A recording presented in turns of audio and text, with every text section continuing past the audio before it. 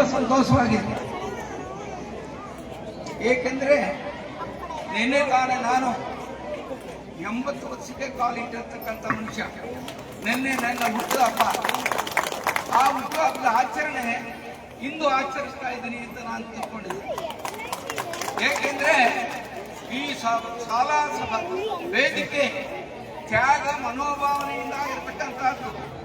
ಯಾರೂ ಹಣವನ್ನಾಗಲಿ ಇನ್ನೊಂದಾಗಲಿ ದೋಚಿ ಅದನ್ನ ದುರುಪಯೋಗ ಮಾಡಿಕೊಂಡು ಮಾಡಿರ್ತಕ್ಕಂಥ ವೇದಿಕೆ ಅಲ್ಲ ಇದು. ಇದು ಒಂದು ಪುಣ್ಯ ಸ್ಥಳ. ಕಾವೇರಿ ಕಪಿಲ ಸ್ಫಟಿಕ ಸರೋವರದ ಸಂಗಮದ ನೆಲೆ ಇದು. ಇದು ಪುಣ್ಯಭೂಮಿ. ಈ ಪುಣ್ಯಭೂಮಿಯಲ್ಲಿ ನೆಲೆದಿರ್ತಕ್ಕಂಥ ಎಲ್ಲರೂ ಪುಣ್ಯಾತ್ಮರು. ಈ ಪುಣ್ಯಾತ್ಮರಿಗೆ ಗುರು ಶಿಷ್ಯರ ಬಾಂಧವ್ಯ ಎಷ್ಟರ ಮಟ್ಟಿಗೆ ಇತ್ತಪ್ಪ ಅಂದ್ರೆ ತಂದೆ ತಾಯಿಗಳ ಒಂದು ವಾತ್ಸಲ್ಯದಂತೆ ಇರ್ತದೆ. ಇದು ಇವತ್ತೊಂದಲ್ಲ, ತಲಾಂತರದಿಂದ ಬಂದಿರೋ ಪರಂಪರೆಯ ಸಾಂಪ್ರದಾಯಿಕ ಅಧ್ಯಾಪಕರಿಂದ ಮತ್ತು ಶಿಷ್ಯರಿಂದರ ಸಂಪರ್ಕ. ಹಿಂದೆ ಪ್ರಾಚೀನ ಕಾಲದಲ್ಲಿ ನಮ್ಮ ಹಿಂದೂ ಧರ್ಮ, ಬೌದ್ಧ ಧರ್ಮ, ಜೈನ ಧರ್ಮ, ಸಿಖ್ ಧರ್ಮ ಮೊದಲಾದ ಧರ್ಮಗಳಲ್ಲಿ ಈ ಗುರು ಶಿಷ್ಯರ ಬಾಂಧವ್ಯ ಪರಂಪರೆಯ ಸಾಂಪ್ರದಾಯಿಕವನ್ನ ಕಾಪಾಡಿಕೊಂಡು ಬಂದಿರತಕ್ಕಂತಹದ್ದು. ಗುರು ಅಂದರೆ ಜ್ಞಾನವನ್ನು ಕಲ್ಪಿಸತಕ್ಕಂಥ ಕಲ್ಪತರು. ಈ ಗುರುವು ಕಲಿಸುತ್ತಾನೆ, ಶಿಷ್ಯ ಕಲಿಯುತ್ತಾನೆ. ಶಿಷ್ಯನು ಗುರುವಿನ ಜ್ಞಾನವನ್ನ ಪಡೆದುಕೊಳ್ಳೋದಕ್ಕೆ ಆತನು ಗುರುವಿಗೆ ಗೌರವ, ಬದ್ಧತೆ ಮತ್ತು ಶಿಸ್ತು ನಿಯಮಗಳನ್ನು ಅನುಸರಿಸಿ ಗುರುಭಾವನೆಯನ್ನ ನಮ್ಮ ಇವರು ಒಂದು ಸ್ವಾಗತ ಭಾಷಣ ಮಾಡಿದಾಗ ಹೇಳಿ ಗುರು ಬ್ರಹ್ಮ, ಗುರು ವಿಷ್ಣು, ಗುರು ಸಾಕ್ಷಾತ್ ಪರಬ್ರಹ್ಮ ಅಂತ. ಹಾಗೆ ಗುರುವಿನ ಇಂದ ಬರತಕ್ಕಂಥ ಜ್ಞಾನವನ್ನು ಎಲ್ಲವನ್ನ ಸಂಪಾದಿಸಿಕೊಳ್ಳುವನು ಯಾರಪ್ಪ ಅಂದ್ರೆ ಶಿಷ್ಯ. ಈ ಶಿಷ್ಯನಿಗೆ ಇಂದಿನ ಕಾಲದಲ್ಲಿ ಹೀಗೆ ನನಗೆ ಪಾಠಶಾಲೆಗಳಿರಲಿಲ್ಲ ಅಥವಾ ಖಾಸಗಿ ಶಾಲೆಗಳು ಇರಲಿಲ್ಲ. ಗುರುಕುಲಗಳು, ಗುರುಮಠಗಳು ಅಂತ ಇದ್ವು. ಅಲ್ಲಿ ಹೋಗಿ ವಿದ್ಯೆಯನ್ನು ಕಲಿಬೇಕಾದ್ರೆ ನಾವು ವಿದ್ಯೆಯನ್ನು ಕಲಿತೀವಿ ಅಂತ ಹೋದಂತ ವಿದ್ಯಾರ್ಥಿಗಳಿಗೆ ಎಲ್ಲರಿಗೂ ಬೋಧನೆಯನ್ನು ಮಾಡಬೇಕು. ಗುರು ಬೋಧಿಸುವುದು, ಶಿಷ್ಯ ಕಲಿಯುವುದು. ಈ ಕಲಿಸಿದಲ್ಲಿ ಏನಾದರೂ ಉಪಾಧ್ಯಾಯ ಪಾಪ ಕಾರ್ಯಗಳನ್ನು ಮಾಡಿದರೆ ತನ್ನಲ್ಲಿ ಇರತಕ್ಕಂಥ ಜ್ಞಾನವನ್ನು ಅವನು ಕಲಿಸ್ತಾ ಇದ್ದರೆ ಅವನ ಪಾಪ ಕರ್ಮವಿಲ್ಲ, ಶಿಷ್ಯನ ಪಾಪವೆಲ್ಲ ಗುರುವಿಗೆ ಹೋಗುತ್ತದೆ ಎಂದು ಪ್ರಾಚೀನ ಇತಿಹಾಸದಲ್ಲಿ ತಿಳಿದು ಬರುತ್ತದೆ. ಅಷ್ಟೇ ಅಲ್ಲದೆ ಶಿಷ್ಯನು ತನ್ನ ಗುರುವಿಗೆ ಗೌರವ ಮತ್ತೆ ಭಕ್ತಿ ಇವುಗಳನ್ನು ಕಲ್ಪಿಸಬೇಕು. ಈಗಿನಾಗ ಅವರಿಗೆ ದುಡ್ಡು ಕೊಟ್ಟು ಪಾಠವನ್ನು ಹೇಳಿಸ್ತಿರಲಿಲ್ಲ. ಆ ಗುರುಗಳೇ ತಮ್ಮ ಮನೆಯಲ್ಲಿ ಇಟ್ಕೊಂಡು ಅವರಿಗೆ ಎಲ್ಲಾ ವಸತಿ ಸೌಲಭ್ಯ, ಆಹಾರ ಸೌಲಭ್ಯ, ವಿದ್ಯಾರ್ಥಿ ಅವರ ಸ್ವಂತ ಕೆಲಸಗಳಿಗೂ ಉಪಯೋಗಿಸ್ಕೊತಾ ಇದ್ರು. ಅಂದಿನ ಕಾಲದಲ್ಲಿ ಸೂತ ಪುರಾಣದ ಪ್ರಕಾರ ಇರೋದಾದ್ರೆ ಗುರುವು ಪಾಪಿಸ್ತನಾಗ್ತಾನೆ ಪಾಠ ಮಾಡದಿದ್ದರೆ ಅಥವಾ ಬೋಧಿಸುತ್ತಿದ್ದರೆ ಶಿಷ್ಯನ ಪಾಪಗಳು ನಮಗೆ ಹೋಗುತ್ತದೆ ಅಂತ ತಿಳಿದು ಬರುತ್ತದೆ.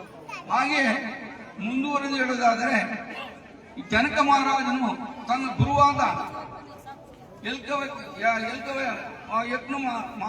ಗುರುವಿಗೆ ದಕ್ಷಿಣೆಯನ್ನು ಕೊಡುವುದಕ್ಕಾಗಿ ಹೋದಾಗ ಅನೇಕ ರೀತಿಯಲ್ಲಿ ತಿರಸ್ಕಾರ ಮಾಡಿ, ನನಗೆ ಸೂತ ಬೇಕಾಗಿಲ್ಲ, ನಾನು ಕಲಿಸಿರ್ತಕ್ಕಂಥ ವಿದ್ಯೆಯನ್ನ ನೀನು ಅರ್ಜಿಸಿಕೊಂಡು ಜ್ಞಾನವನ್ನು ಬೆಳೆಸಿಕೊಂಡ್ರೆ ಅದು ಸಾರ್ಥಕವಾಗ್ತದೆ, ಆ ಗುರುವಿನ ಗುಲಾಮನಾಗುತ್ತಕ್ಕ ನಿನಗೆ ಪುಣ್ಯ ಲಭಿಸುವುದಿಲ್ಲ ಎಂಬುದಿದೆ. ಹೀಗೆ ಮಹಾಭಾರತದಲ್ಲಿ ಹೇಳಿದಾಗ ಮಧ್ಯಯುಗದಲ್ಲಿ, ಪ್ರಾಚೀನ ಯುಗದಲ್ಲಿ ಕೂಲಿ ಮಠಗಳಲ್ಲಿ ಹೋಗಿ ಪಾಠ ಬೋಧಿಸಬೇಕಾಗ್ತದೆ. ಮತ್ತೆ ಮಧ್ಯಯುಗದಲ್ಲಿ ಸಹ ಖಾಸಗಿ ಗುರುಗಳ ಹತ್ರನೇ ಪಾಠವನ್ನು ಕಲಿಬೇಕಾಯಿತು. ಅದರಲ್ಲಿ ದ್ರೋಣಾಚಾರ್ಯರು, ಮಹಾಭಾರತದಲ್ಲಿ ದ್ರೋಣಾಚಾರ್ಯರು ಪಾಂಡವರಿಗೂ ಕೌರವರಿಗೂ ವಿದ್ಯೆಯನ್ನು ಕಲಿಸ್ತಾ ಇರ್ತಾರೆ. ಆಗ ಬೇಡರ ಮಗನಾದ ಒಬ್ಬ ಏಕಲವ್ಯ ಎಂಬ ವಿದ್ಯಾರ್ಥಿ ನನಗೂ ಕಲಿಸ್ಕೊಡಿ ಅಂತ ವಿದ್ಯೆಯನ್ನು ಕೇಳಿಕೋದಾಗ ಆಗ ಕ್ಷತ್ರಿಯರಲ್ಲದೆ ನಾನು ಬೇರೆ ಯಾರಿಗೂ ಬೋಧಿಸುವುದಿಲ್ಲ ಎಂದು ಹೇಳಿದರು.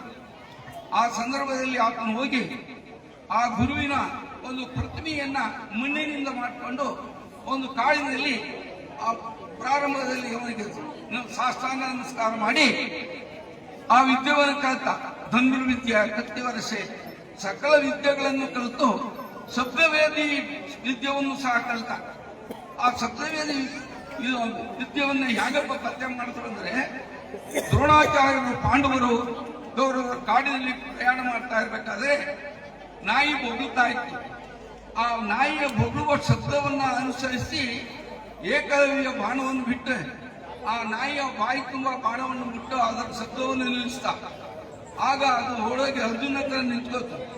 ಅರ್ಜುನ, ಈ ವಿದ್ಯೆವನ್ನ ನನಗೆ ನಿಮ್ಮ ಗುರುಗಳು ಹೇಳ್ಕೊಡ್ಲಿಲ್ಲ, ಯಾರು ಕಲ್ತರು ಅಂತ ಹೇಳಿ ಆಗ ಹೋಗಿ ಕೇಳೋದ ಹಾಗೆ ನನಗೆ ಗುರುಗಳು ಇವರು ದ್ರೋಣಾಚಾರ್ಯರು ನನಗೆ ಕಲಿಸ್ಕೊಟ್ರು ಅಂತ.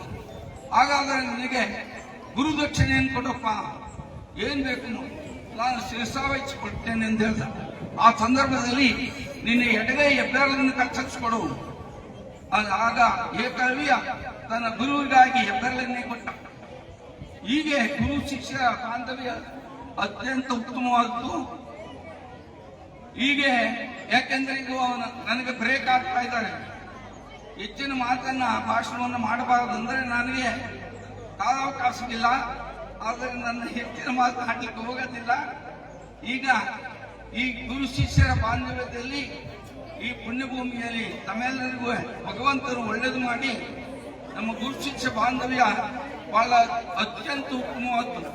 ನಮ್ಮ ಆಸ್ತಿ ವಿದ್ಯಾರ್ಥಿಗಳು, ಶಿಷ್ಯರು ಎಲ್ಲರೂ ಸಿಕ್ಬಿಟ್ಟು ನಮಸ್ಕಾರ ಸರ್, ನಾನು ನಿಮ್ಮ ಶಿಷ್ಯ ಅಂದಾಗ ನಮಗೆ ಮರಳುಗಾಡಿನಲ್ಲಿ ಒಂಬಾಳೆ ಸಿಕ್ಕಿದಂತೆ ಆ ಆಸೆ ಆಗ್ತದೆ, ಅದ್ಭುತವಾದಂತ ಆಸಕ್ತಿ ಉಂಟಾಗ್ತದೆ. ಆಗ ಅವನಪ್ಪ ನನ್ನ ಶಿಕ್ಷಣ ಗೆಲ್ಲುತ್ತಿದೆ. ಹೀಗೆ ಈ ಗುರು ಶಿಷ್ಯರ ಬಾಂಧವ್ಯ ಬಹಳ ಉತ್ತಮವಾದ್ದು ಅಂತ ಹೇಳ್ತಾ ನಿಮ್ಮೆಲ್ಲ